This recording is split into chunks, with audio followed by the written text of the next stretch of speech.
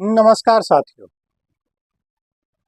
दुष्यंत कुमार ने लिखा है, इस सिरे से उस सिरे तक सब शरीके जुर्म है। आदमी या तो जमानत पर रिहा है या फरार। अब देखिए, संजय सिंह जमानत पर रिहा है,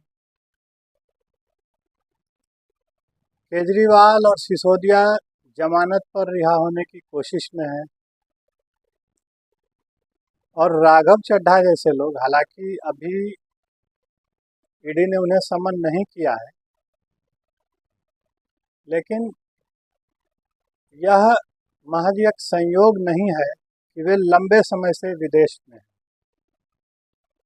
और उनकी तरफ से कोई सूचना नहीं है कि वे कब तक भारत आ रहे हैं। तो कुल मिलाकर एक ऐसी पार्टी जो आंदोलन के गर्भ से पैदा हुई थी, जो अन्ना हजारे के कंधे पे चढ़ के राजनीति के शीर्ष महल तक आई, वह पार्टी भ्रष्टाचार की भेंट चढ़ती हुई दिख रही है और तमाम तरह के, वह पार्टी तो आई थी कि जो परंपरागत राजनीति है उसको कैसे शुद्ध किया जाए, कैसे उसमें बेहतर प्रैक्टिसेस जो हैं उनको आरोपित किया जाए, उनको प्रत्यारोपित किया जाए, राजनीति को कैसे अच्छा बनाया जाए। लेकिन अभी तक की जो परंपरागत मान्यताएं थीं, तमाम भ्रष्टाचार और अनैतिकताओं के बावजूद, उसे भी यह आम आदमी पार्टी ध्वस्त करती हुई दिख रही है। जैसे यह पहली बार हुआ कि कोई चुना हुआ मुख्यमंत्री, उसमें इतनी गरिमा, इतनी नैतिकता नहीं बची, वह पहले इस्तीफा दे, उसके बाद हिरासत में जाए। और अभी तक हिरासत से ही, जेल से ही शासन चलाने की जिद बनी हुई है केजरीवाल। आप देखें कि जैसे संजय सिंह बाहर आए तो किस तरह से इतना बड़ा जश्न का माहौल पैदा किया गया, और तमाम चैनलों पर, यूट्यूब के तमाम चैनलों पर घूम घूम कर संजय सिंह ने इंटरव्यू देना शुरू किया और यह परसेप्शन क्रिएट करने की कोशिश की कि जैसे पूरा शराब घोटाला का जो नैरेटिव है वह फर्जी है, बीजेपी का गढ़ा हुआ है और इसमें कहीं से कोई सच्चाई नहीं है और सबको फंसाया जा रहा है। और शायद इसी से उत्साहित होकर, क्योंकि 1 साल से ज़्यादा हो गए थे मनीष सिसोदिया ने कभी कोई चिट्ठी नहीं लिखी, लेकिन जब उन्होंने देखा कि उनके बड़े भाई केजरीवाल लगातार चिट्ठियां लिख रहे हैं और मीडिया में बने हुए हैं, तो क्यों ना उनको भी एक चिट्ठी लिखनी चाहिए। और साथ ही जब उन्होंने देखा कि संजय सिंह की जमानत हुई है, वे और उत्साहित हो गए। तो शनिवार को राव रेवेन्यू कोर्ट में बड़े उत्साहित होकर के उन्होंने एक बार फिर अपनी बात उनके वकील ने रखी कि कैसे अब इनको भी रिहा कर देना चाहिए, सिसोदिया को भी जमानत मिल जानी चाहिए। और केस में बहुत देरी हो रही है और अभियोजन पक्ष अभी तक किसी मुकम्मल नतीजे पर नहीं पहुंचा है। इसके जवाब में ईडी ने कहा कि देरी हमारी वजह से नहीं, बल्कि जो आरोपी हैं, जो संदेह के घेरे में हैं, उनकी वजह से हो रही है। पिछले कुछ समय में 31 संदिग्ध हैं, 31 जो लोग हैं इस पूरे मामले में, उन्होंने 95 याचिकाएं दायर की हैं जमानत के लिए या किसी भी तरह की राहत के लिए।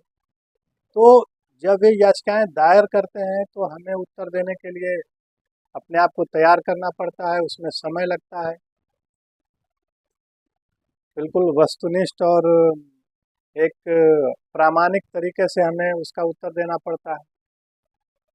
तो यह देरी जानबूझकर की जा रही है और यह देरी जांच एजेंसी के द्वारा नहीं, बल्कि आम आदमी पार्टी या शराब घोटाले में जो लोग लिप्त हैं उनकी वजह से हो रही है। दूसरी ओर सिसोदिया को यह लगा था कि जितनी आसानी से संजय सिंह को बेल मिल गया, शायद उतनी आसानी से उन्हें भी बेल मिल जाएगा। लेकिन वे यह भूल गए कि सुप्रीम कोर्ट तक ने उनकी जमानत याचिकाओं को खारिज कर दिया है, एक बार नहीं, दो बार। यहाँ तक कि क्यूरेटिव पिटीशन भी उनका खारिज हो गया। क्यूरेटिव पिटीशन तब दाखिल किया जाता है सुप्रीम कोर्ट में जब कोई चारा नहीं रहता, बिल्कुल एक अंतिम विकल्प है जब तमाम याचिकाएं खारिज हो जाएं तो आप समझिए कि राष्ट्रपति के पास जाने से पहले कि जो एकमात्र जो अस्त्र बच जाता है वह क्यूरेटिव पिटीशन का है। आपको याद होगा कसाब के मामले में या अफजल गुरु के मामले में जब उनको फांसी दी जानी थी तो इसी सुप्रीम कोर्ट ने रातों रात अपना दरवाज़ा खोल के एक क्यूरेटिव पिटीशन पर सुनवाई की थी और उसको खारिज किया था।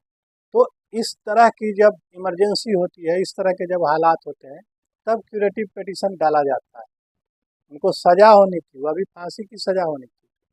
यह संभवतः पहली बार है कि जमानत के एक मामले में क्यूरेटिव पिटीशन दायर किया गया और उसको भी सुप्रीम कोर्ट ने खारिज कर दिया। उसके बाद भी सिसोदिया ने जमानत लेने की उनको यह उम्मीद रही कि संभवतः निचली अदालत से उन्हें जमानत मिल जाएगी, जिसमें वे असफल रहे। तो कुल मिलाकर के जो आम आदमी पार्टी की कलई है वो दिनों दिन खुलती जा रही है कि कैसे शुरू में अरविंद केजरीवाल जाना ही नहीं चाह रहे थे, 9 समन हो गए, वे नहीं गए। जब मामला अदालत तक पहुंच गया तो कैसे बचने की उन्होंने कोशिश की। जब गिरफ्तारी हो गई तो कैसे सुप्रीम कोर्ट तक गए, फिर उस सुप्रीम कोर्ट से लौट भी आए, फिर हाई कोर्ट गए, हाई कोर्ट से भी झटका मिला, लोअर कोर्ट गए, वहाँ भी जमानत नहीं हुई। उनका मामला अभी भी पेंडिंग है। 15 अप्रैल तक फिर उनको हिरासत में भेज दिया गया, जेल भेज दिया गया तिहाड़ जेल। और उसके बाद कैसे चिट्ठियों का दौर एक शुरू हुआ। कभी सुनीता केजरीवाल के हाथों चिट्ठी जा रही है तो कभी आतिशी मारलेना उनकी चिट्ठी पढ़ रही हैं, कभी सौरभ भारद्वाज पढ़ रहे हैं और उसमें एक भावनात्मकता की चाशनी में उसको लपेट करके सुनाया जा रहा है ताकि किसी न किसी तरह से दिल्ली की जनता में एक आक्रोश पैदा हो, कहीं तो कोई एक क्रांति की एक लगे कि उनके पक्ष में एक सहानुभूति की लहर पैदा हो रही हो, ऐसा दिखे। लेकिन ऐसा कुछ नहीं हुआ।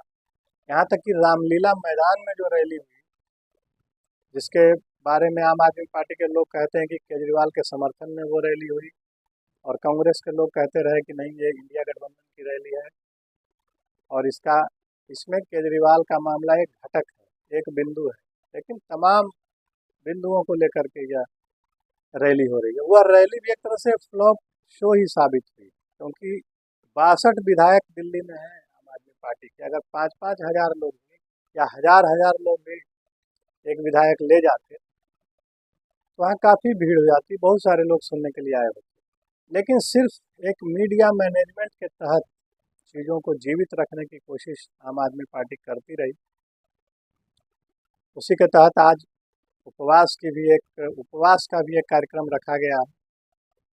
तमाम चीज़ें जब फेल होती रहीं, न्यायालय के स्तर पर, भावनात्मकता के स्तर पर, कोई तो एक आंदोलन की शक्ल में कोई चीज़ सामने आए उसके स्तर पर, और मीडिया को सिर्फ मैनेज कर करके कैसे खबरों में बना रहा जाए इसकी कोशिश होती रही है।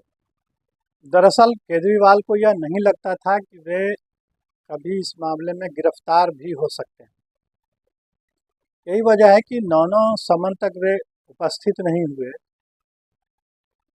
और अपने प्रवक्ताओं से, अपने मंत्रियों से ये बयान दिलवाते रहे कि कभी भी उन्हें गिरफ्तार किया जा सकता है, कभी भी। यहाँ तक कि आतिशी मारलेना और सौरभ भारद्वाज तक की बात आ गई कि उन्हें भी गिरफ्तार किया जा सकता है। यह आम आदमी पार्टी का एक तरह से मोडस ऑपरेंडी है कि जो घटना नहीं हुई है उसको इस तरह से रखो कि वह होने वाली है, और शायद ऐसा करेंगे तो एक दबाव बनेगा केंद्र सरकार पर या ईडी पर, और वह उस घटना को अंजाम नहीं देगी। जब आपने भ्रष्टाचार किया है, अगर आप आरोप के दायरे में हैं तो जांच एजेंसियां अपना काम करेंगी। अगर आप ये कहते फिरेंगे कि गिरफ्तारी हो जाएगी, गिरफ्तारी हो जाएंगी, यह सोच करके कि शायद आप गिरफ्तार न हो, तो यह बहुत ही एक बचकानी सोच है और इसी में मुब्तला रही है आम आदमी पार्टी अभी तक। तो कहीं ना कहीं इस शराब घोटाले ने न सिर्फ केजरीवाल की निष्ठा, उनकी ईमानदारी पर एक सवाल उठा दिया है, बल्कि आम आदमी पार्टी के अस्तित्व को लेकर के भी एक बड़ा संकट खड़ा कर दिया। आज इतना ही। अगर आपको यह बातचीत पसंद आई हो तो हमारे चैनल को सब्सक्राइब करें, वीडियो को लाइक करें, अपने सुझाव से हमें अवगत कराते रहें। नमस्कार।